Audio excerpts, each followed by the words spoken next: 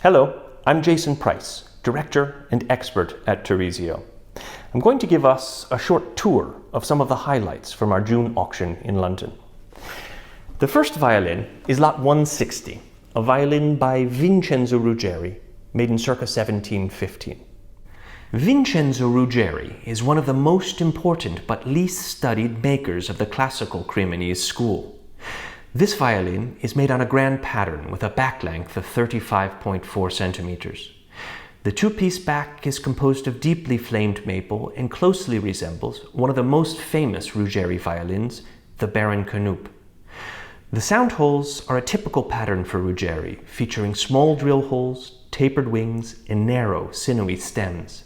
The head, seen from the side, bears a strong resemblance to the early work of Carlo Bergonzi, reinforcing the theory that Vincenzo Ruggeri was Bergonzi's teacher.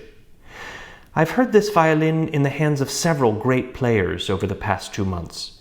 It has fantastic overtones and focus, in the quality you'd expect from a Cremonese fiddle in 1715.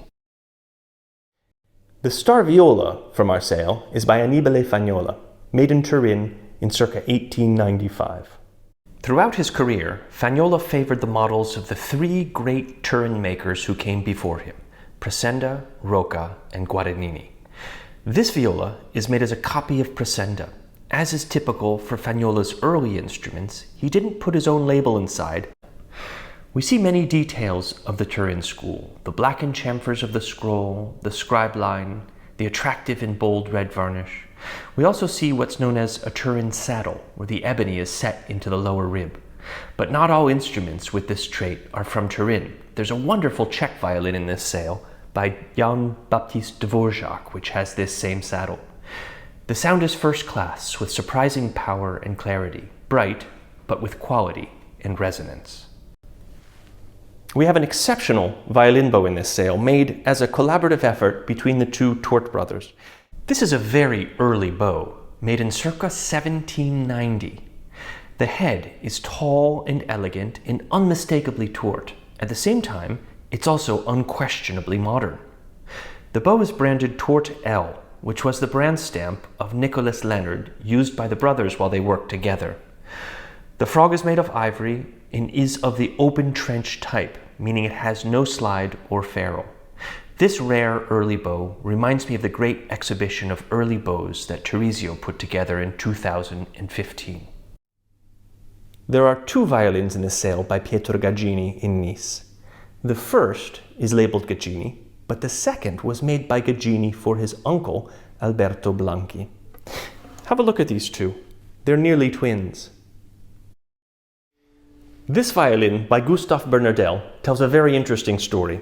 It was made in 1893 and given in 1894 to Jean ten Have, who was the first prize winner at the Brussels Conservatory in that year. Since the late 18th century, the French and Belgian conservatoires have had a tradition of final examination concours, whereby the first prize winners of each year's class would receive an instrument made by the prevailing luthier of the day. The instruments awarded over the years were made by Lupo, Gand, Bernardel, Caressa, and so forth. These Premier Prix violins serve as an important reminder of the important symbiotic relationships between musician, conservatoire, and the luthier of each era.